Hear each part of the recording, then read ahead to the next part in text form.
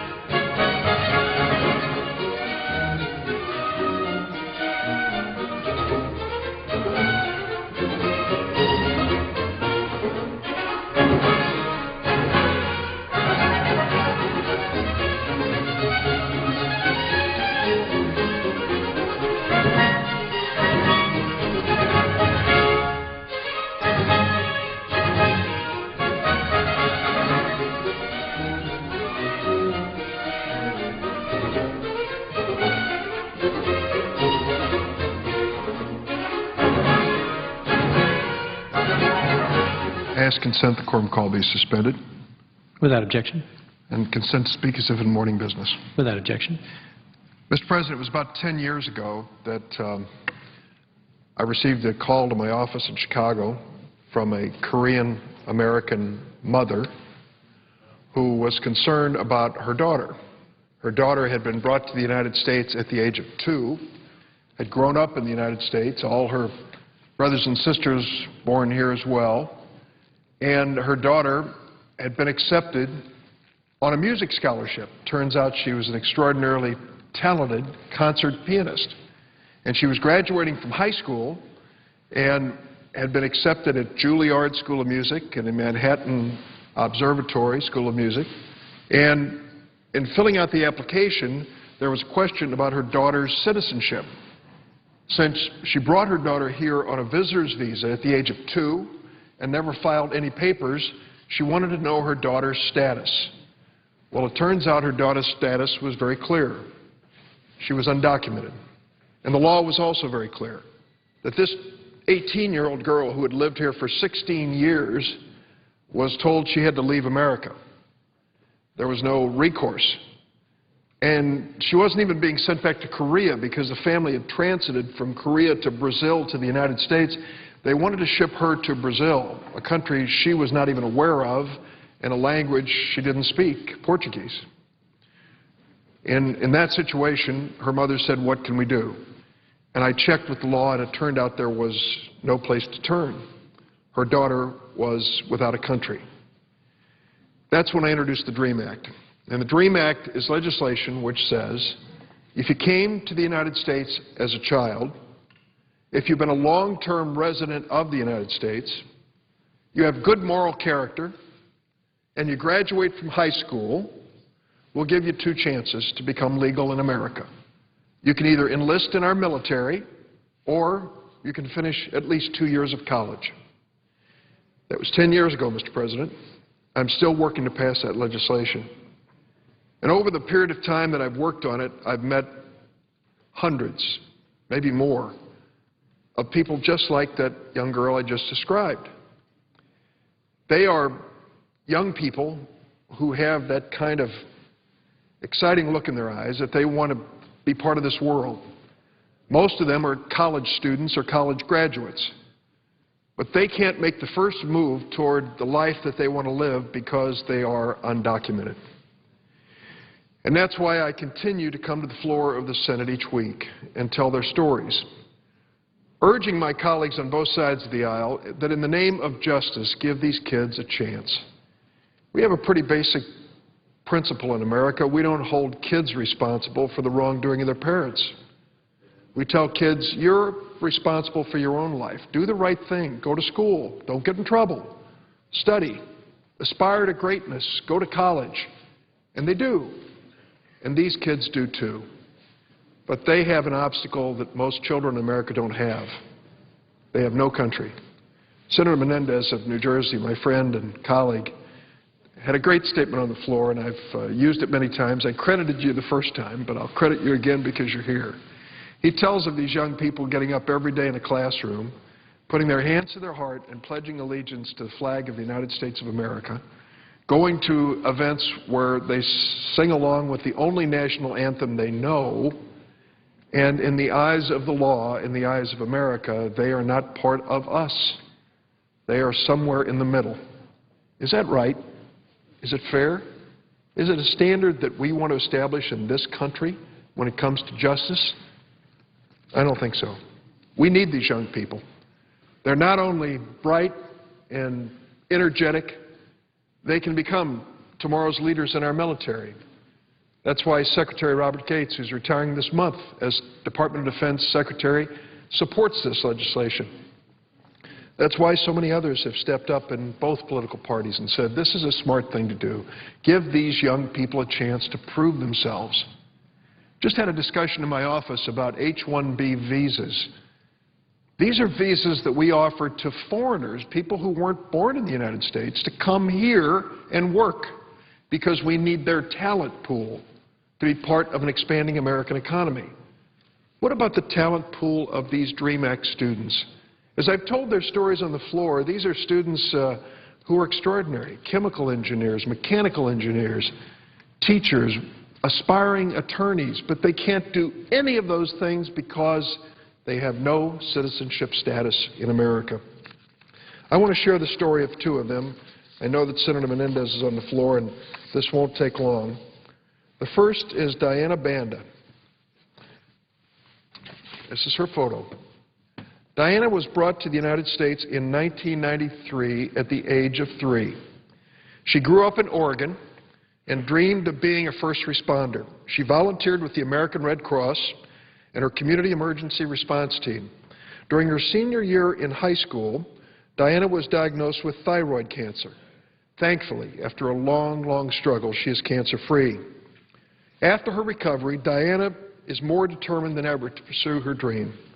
She is enrolled in firefighting and paramedic program at the Community College in Salem, Oregon. And, Mr. President, for the record, these students qualify for no federal assistance. When they go to college, they pay for it out of their pockets.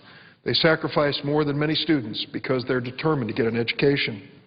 Diana sent me a letter, and this is what she said about her dreams for the future. Although I love Mexico because it's the place I was born, I could not pack my things and move back to a place I know nothing about, a place I only know through old baby pictures and family stories. America is my home, Diana says. This is the place I love, where everyone and everything I know is. I know nothing outside the United States. Whatever punishment I must pay, I am willing to do. All I ask for is a chance. Better yet, I beg for a chance to prove that I'm not a criminal, that I have much to offer this beautiful country.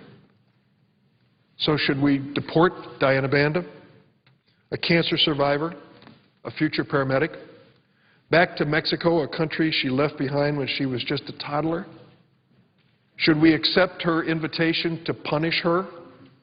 For what? For being part of a family that brought her here at the age of 3? It wasn't her decision. It was her parents' decision. Rightly or wrongly, she's here in the United States. And when you look at this photo and realize that she could be part of our future, you realize what the DREAM Act is all about. Let me introduce to you another dreamer. This is Manji Dolan. Manji's parents brought him here from Bangladesh in 1991 at the age of 5. As he grew up in his new home, Manji immersed himself in the study of computers and technology. Manji wrote me a letter and said as follows: "For as long as I can remember, I've had an intense passion for technology. In middle school, that passion led to spending many nights constructing remote-controlled model airplanes and Van de Graaff generators.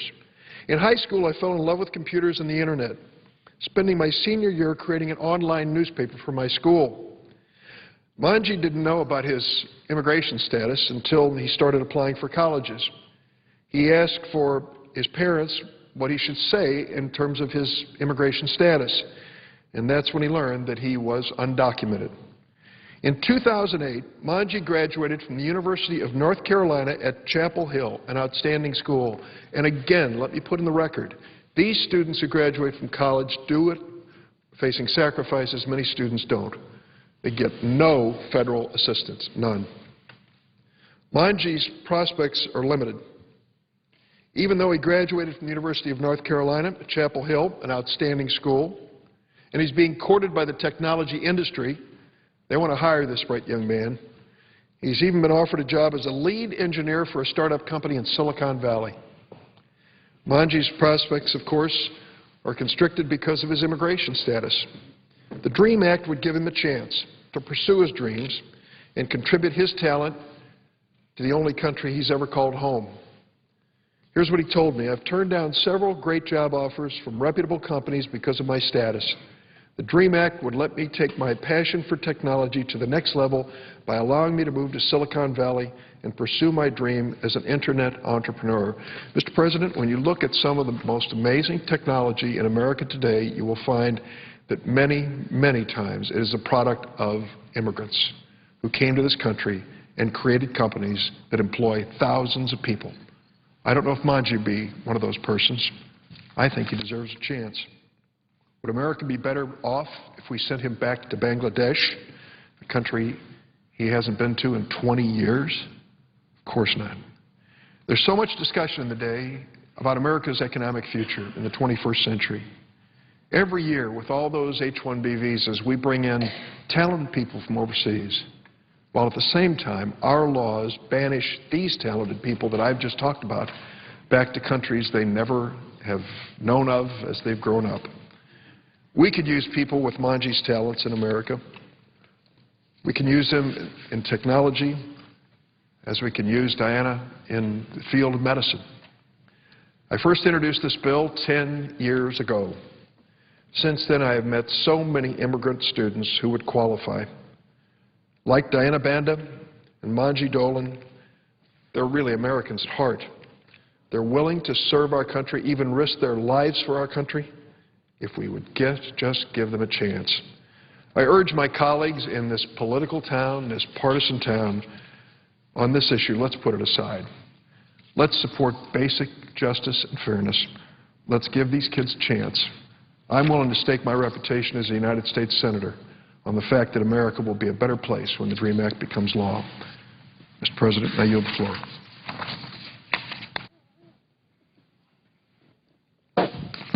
Mr. President. Senator from New Jersey. Mr. President, first of all, I didn't come to the floor for this purpose, but I would be remiss if I didn't thank the distinguished senator from Illinois, the Democratic whip, for his incredible commitment and passion to this issue.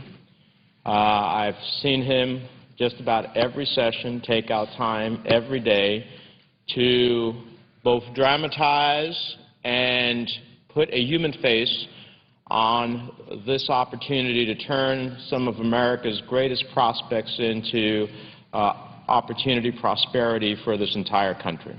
And I am thrilled that he has adopted various of my lines, and I'm honored by it, but it is true. These young people came to this country through no choice of their own. The only country they've ever known is the United States of America. They put their hand on their heart and pledge allegiance to the United States. The only national anthem they've ever learned to sing or believe in is the Star-Spangled Banner. And we have a tremendous opportunity. So I just want to thank the distinguished senator for his incredible commitment to this, and I appreciate it very much. I've come to the floor, Mr. President, to talk about something else that I very passionately believe in, and that is my view in support of a significant and sustained reduction of American combat forces in Afghanistan beginning this July.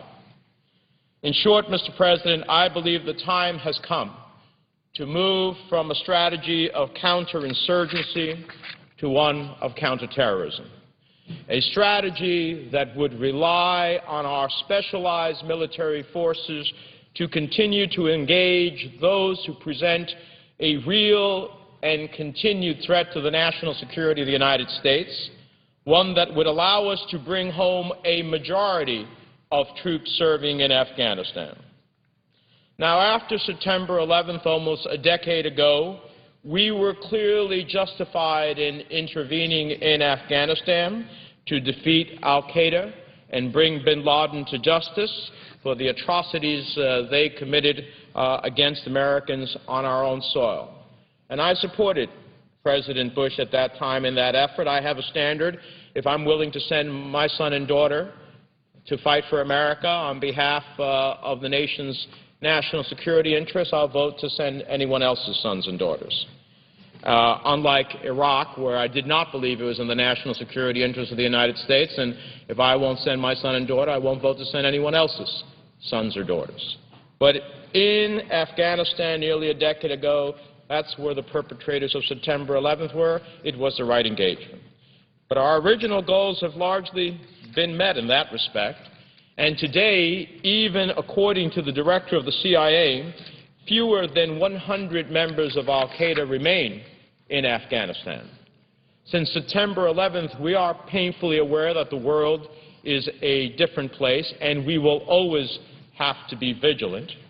But the current threat simply does not justify the presence of 100,000 American troops on the ground. Bin Laden is dead, having hidden for years in Pakistan in plain view of the ISI, of Pakistan's intelligence force and the Pakistani military.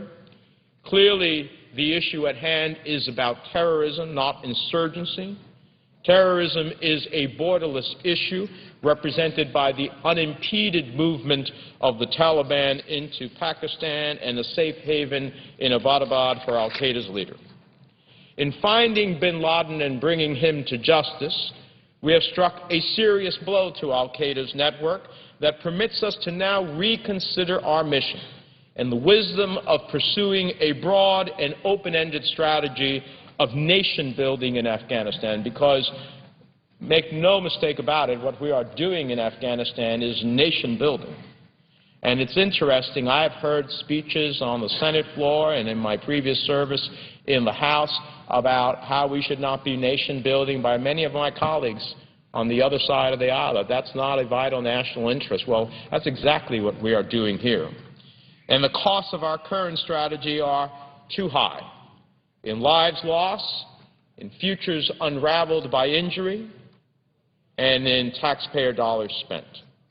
1,500 brave men and women have lost their lives in Afghanistan. Almost 12,000 have been wounded in action at a cost, a continuing cost of $10 billion a month.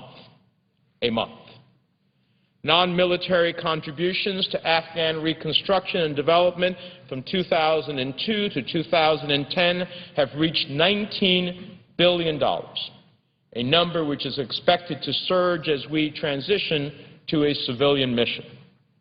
But at the same time, reports from the Senate Foreign Relations Committee, of which I sit on, and from the Bipartisan Commission on Wartime Contracting in Iraq and Afghanistan place our billions of dollars in investment at risk of failing into disrepair because of inadequate planning to pay for the ongoing operations and maintenance. Not to mention that from my own perspective, Mr. President, $19 billion later, I don't know what we've really achieved in Afghanistan.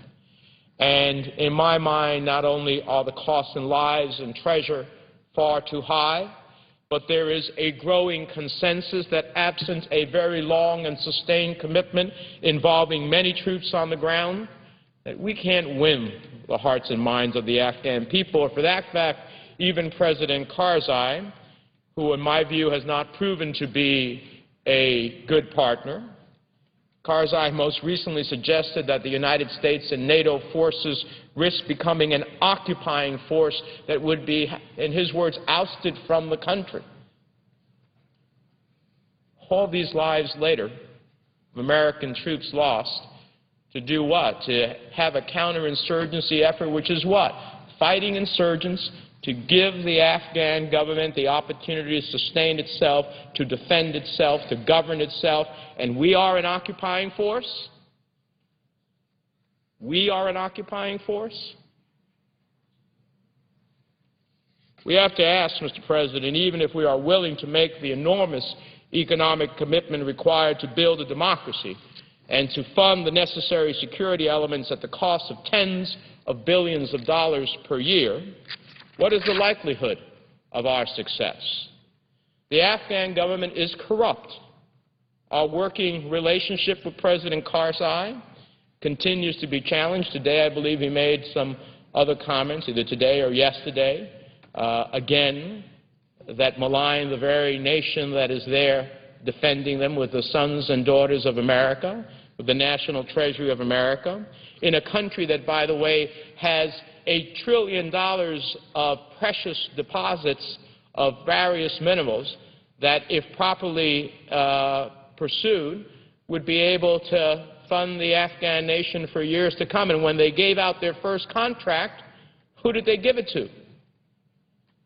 Not the nations that has defended them, but the Chinese, who have done nothing to stand up for the Afghan people. So I look at a government that's corrupt, our working relationship with Karzai crumbling, our focus on building security forces challenged because its membership largely excludes Pashtuns in the south, which is the base for the Taliban. And I'm not certain that there is any amount of money or a plan that can work under those circumstances. Seems to me, Mr. President, for every Taliban fighter we kill, buy off, or convert, another one will take his place, and more will stand up to fight an enemy that is perceived as infidels. I am not certain a counterinsurgency strategy is anything but counterproductive. It is clear to me that the present course is unsustainable, creates dependency, breeds corruption, and ignores the fact that at some point Afghanistan will have to stand on its own, on its trillion of dollars in mineral deposits, and build its own future. We are spending $10 billion a month on a counterinsurgency strategy in Afghanistan that does not have a clear path to a definable victory. I am not certain a counterinsurgency strategy in Afghanistan does anything but feed and grow the insurgency. In short, I am not certain a counterinsurgency strategy is a winnable strategy. Therefore, it is my belief that we need a tailored counterterrorism strategy to achieve and protect our national security interests and that meet our broader fiduciary responsibilities. Since 2001, we have invested over $50 billion to help stand up a central government in Kabul and fund reconstruction projects across Afghanistan. $26 billion has gone to standing up the Afghan security forces, including an additional $11 billion this year. To date, the Afghan National Army now stands at 164,000 men, and the Afghan National Police Force at 126,000. So combined, the Afghan National Security Forces now stand at 290,000 men strong. We can't forever be the overprotective parent. The time has come to allow Afghans to secure their own future, to draw on the 290,000 men who have committed to securing their country's future, and to allow them the opportunity to defend their nation and their people. The fact is, Afghanistan is a rugged, multifaceted country with a long history of complex tribal relationships. It faces almost unprecedented challenges in building a vibrant, independent, and hopefully democratic nation from the rubble of more than a quarter century of war. We can guide a process to provide necessary, achievable, and sustainable assistance to bolster their efforts, and we should. But it is up to the Afghan people to stand up a government and a security force and to develop their own counterinsurgency effort. Our primary goal, the goal that was crystal clear on September 12, 2001, was to address the imminent terrorist threat to America and America's interests. The phrase was, quote, to drain the swamp and address the new threats we face, close quote. The Taliban are a threat, but they are not a threat that we rallied to address.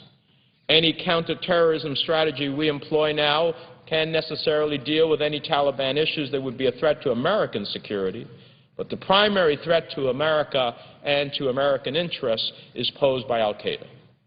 It is a threat that is stateless, borderless, and the notion that if we deploy enough forces in Afghanistan, we will somehow lessen that threat, in my view, is partial and falls under the conventional Washington wisdom that more is better.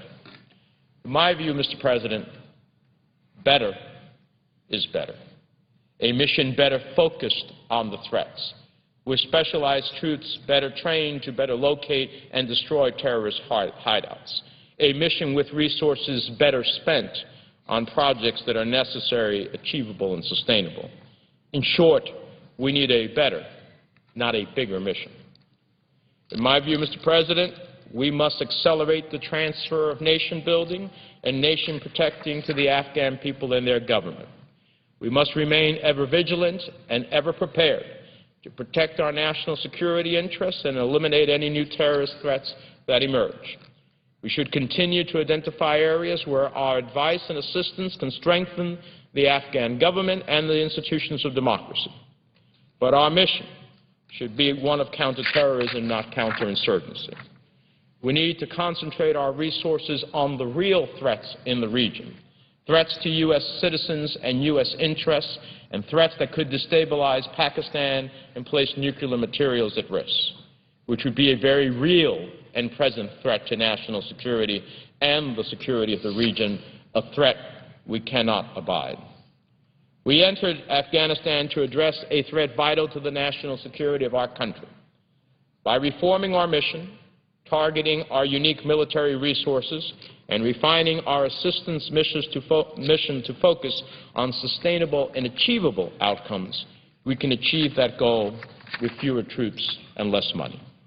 For those reasons, last week I joined with my distinguished colleague, Senator Merkley of Oregon, and many other members in urging the President to begin a sizable and sustained reduction in U.S. combat forces from Afghanistan this summer. It is time to bring our men and women home. It is my belief that this is the best and most responsible policy for America, a policy that seeks to protect our national security while meeting our fiduciary responsibilities and serving the interests of the servicemen and women and their families who have sacrificed so much on behalf of a grateful nation. It is time, Mr. President. It is time. That, Mr. President, I yield the floor and observe the absence of a quorum. Clerk will call the roll. Mr. Akaka.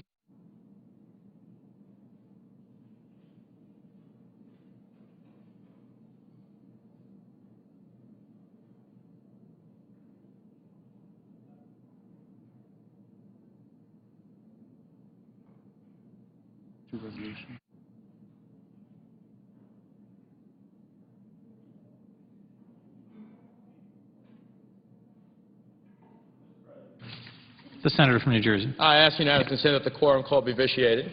Without objection. Mr. President, I ask unanimous consent that on Tuesday, June the 21st, when the Senate resumes consideration of S-782, the Economic Development Act, that there be up to 10 minutes of debate equally divided between the two leaders, their designees, prior to the vote on the motion to invoke cloture on S-782. Without objection. Mr. President, I ask unanimous consent the Judiciary Committee be discharged from further consideration of S-Res 141 and the Senate proceed to its immediate consideration. The clerk will report. S-Res 141, recognizing the efforts and accomplishments of the God's Child Project and congratulating the God's Child Project on its 20th anniversary. Is there an objection to proceeding to the measure? Without objection. Mr. President, I ask unanimous consent that the preamble be considered, the Conrad amendment to the preamble which is at the desk be agreed to, the preamble as amended be agreed to, the resolution be considered, the Conrad amendment which is at the desk be agreed to, and the resolution as amended be agreed to, the motion to reconsider be laid upon the table with no intervening action or debate, and any statements related to the matter be placed in the record as if read. Without objection. Mr. President, I ask unanimous consent that the Judiciary Committee be discharged from further consideration of S-Res 211 and the Senate proceed to its consideration. Clerk will report. S-Res 211, observing the historical significance of Juneteenth Independence Day. Mr. President, I ask unanimous... Excuse me. I'm sorry. Is there an objection to proceeding? Mr. President, Without objection. Mr. President, I'm anxious, as is the staff here. So I ask unanimous consent that the resolution be agreed to, the preamble be agreed to, the motion to reconsider be laid upon the table with no intervening action or debate, and any statements relating to the measure be placed in the record as if read. Without objection. Mr. President, I ask unanimous consent that when the Senate completes its business today, it recess until 10 a.m. on Tuesday, June the 21st, that following the prayer and pledge, the journal of proceedings be approved to date, the time for the two leaders be reserved for their use later in the day. That following any leader remarks, the Senate be in a period of morning business until 11 a.m., with senators permitted to speak therein for up to 10 minutes each, with the time equally divided and controlled between the two leaders or their designees, with the Republicans controlling the first half and the majority controlling the final half. that following morning business, the Senate proceed to executive session under the previous order, and further that the filing deadline for second-degree amendments to S. 782, the Economic Development Act, be 11 a.m. on Tuesday. Without objection. Mr. President, the first roll call vote of the week will begin at approximately noon tomorrow on confirmation of the Simon nomination. Senators should expect up to 3 additional roll call votes at 4:15 p.m. on confirmation of the Panetta nomination, cloture on the Economic Development Act, and cloture on the motion to proceed to the Presidential Appointment Efficiency and Streamlining Act. Mr. President, if there is no further business to come before the Senate, I ask that it recess under the previous order. The Senate stands in recess until 10 a.m. tomorrow morning. The Senate is gavelled out for the day. Tomorrow, debate and a vote on a district judge nomination in Oregon. Also a final vote on the nomination of Leon Panetta to be Defense Secretary. Live coverage of the Senate when members return